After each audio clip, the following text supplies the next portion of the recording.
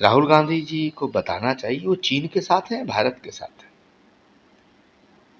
अगर उन्हें चीन की नीतियां इतनी अच्छी लगती हैं तो चीन में जाकर राजनीति करें। मैं बड़े अफसोस के साथ कहना चाहता हूं, मैं बड़ा हैरान हूं कि असदुद्दीन ओवैसी भी देश के बाहर जाकर देश के खिलाफ नहीं बोलते। ओवैसी भी जब देश के बाहर जाते हैं तो वो देश के साथ खड़े रहते हैं, तो देश का विरोध नहीं करते, देश के खिलाफ नहीं बोलते, देश के भीतर कुछ भी बोले। देश के बाहर जब जाएंगे तो ओवैसी भी देश के खिलाफ नहीं बोलते, लेकिन राहुल गांधी ऐसे व्यक्ति हैं जो देश के बाहर जाकर देश के खिलाफ बोलते। राहुल गांधी जी को यह भी बताना चाहिए कि उनकी नजरों में देवता की जो परिभाषा है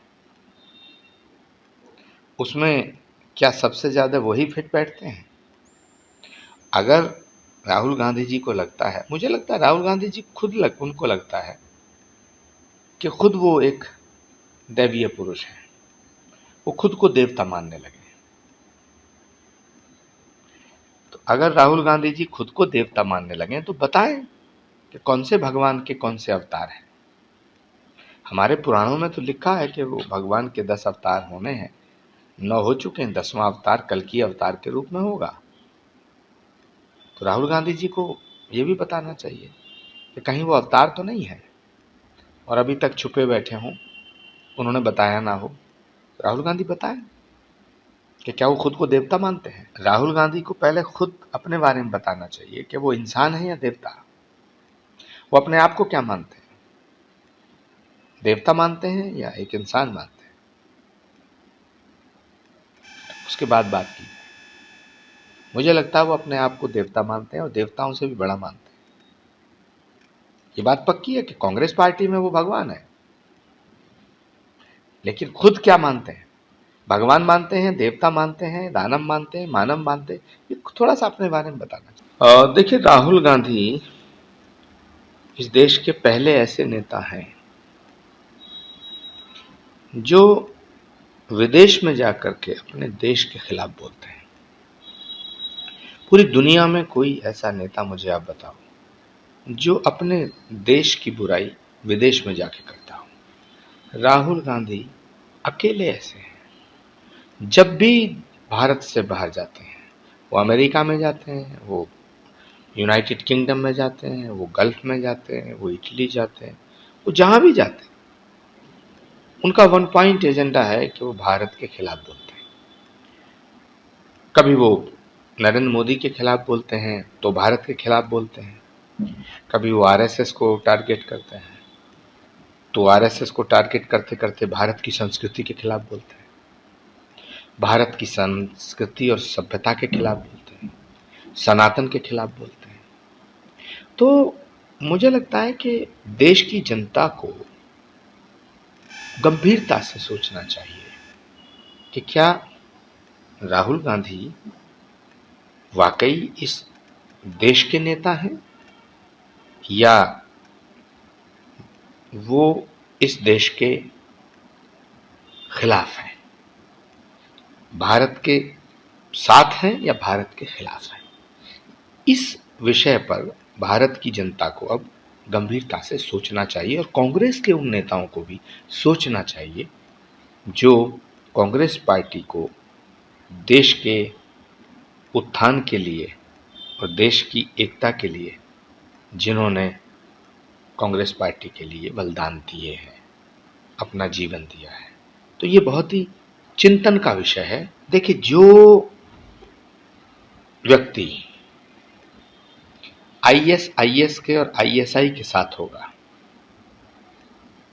वो आरएसएस का विरोधी होगा, जो आरएसएस के साथ होगा वो आईएस के साथ नहीं होगा, जो आईएस की विचारधारा से सहमत होगा वो आरएसएस के खिलाफ होगा। तो राहुल गांधी जी को ये स्पष्ट करना चाहिए कि क्या वो आईएस की विचारधारा के साथ है, क्या वो पूरी दुनिया में जिस तरह का आतंकवाद फैल रहा है उसके साथ हैं, उसको सपोर्ट करते हैं, क्योंकि आरएसएस एक ऐसा संगठन है जो राष्ट्र के साथ खड़ा है। आरएसएस किसी एक धर्म का, किसी एक जाति का, किसी एक वर्ग का, किसी एक भाषा का, किसी एक क्षेत्र का संगठन नहीं है। वो राष्ट्र के साथ खड़ा है, राष्ट्रवादी संगठन है। आरएसएस की प्रार्थना, भगवान राम की प्रार्थना, भगवान कृष्ण की प्रार्थना, ओम जय जगदीश हरे या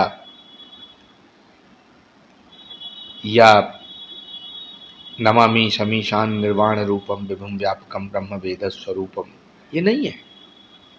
आरएसएस की जो प्रार्थना है वो है नमस्ते सदा वत्सले मातृभूमि। मातृभूमि की जो बात करता है, मातृभूमि की जो पूजा करता है, मातृभूमि की जो वंदना करता है, ऐसे संगठन पर हमला करना भारत पे हमला करने जैसा है। राहुल गांधी जी अगर गांधी परिवार में पैदा ना होते, राहुल गांधी जी अगर नेहरू गांधी खानदान के चश्मे चिराग ना होते, तो इस देश में उन्हें कोई चपरासी की नौकरी भी नहीं देता। 2004 से लेकर 2014 तक 10 साल राहुल गांधी जी की सरकार रही, उनकी पार्टी की सरकार रही, उनके नियंत्रण की सरकार रही, और इस देश पर लगभग 60 साल कांग्रेस की हुकूमत रही है। पंडित जवाहरलाल नेहरू, इंदिरा गांधी जी, राजीव गांधी जी, नरसिम्हा राव जी, डॉक्टर मनमोहन सिंह जी, कितने प्राइम मिनिस्टर कांग्रेस ने दिए। जो राहुल गांधी जी की समझ में आज आ रहा है वो तब नहीं आया था क्या? जो बातें वो आज बताना चाहते हैं नरेंद्र मोदी जी की सरकार को, क्या जब उनकी सरकार थी तो समझ में नहीं आई थी बात, ये याद नहीं आई? आज भी जिन राज्यों में उनकी सरकार है वो हर घर में नौकरी दे देना, कौन मना कर रहा है? बेरोजगारी खत्म कर दें, तेलंगाना में बेरोजगारी खत्म कर दें, कर्नाटक में बेरोजगारी खत्म कर दें, हिमाचल में बेरोजगारी खत्म कर दें, क्यों नहीं करते? राहुल गांधी जी के ऊपर एक कहावत फिट बैठती है कि हाथी के दांत खाने की ओर है, दिखाने की ओर। राहुल गांधी जी को बताना चाहिए वो चीन के साथ है, भारत के साथ है। अगर उन्हें चीन की नीतियां इतनी अच्छी लगती हैं तो चीन में जाकर राजनीति करें। मैं बड़े अफसोस के साथ कहना चाहता हूं, मैं बड़ा हैरान हूं कि असदुद्दीन ओवैसी भी देश के बाहर जाकर देश के खिलाफ नहीं बोलते। ओवैसी भी जब देश के बाहर जाते हैं तो वो देश के साथ खड़े रहते हैं, तो देश का विरोध नहीं करते, देश के खिलाफ नहीं बोलते। वीके न्यूज, राष्ट्र के नाम।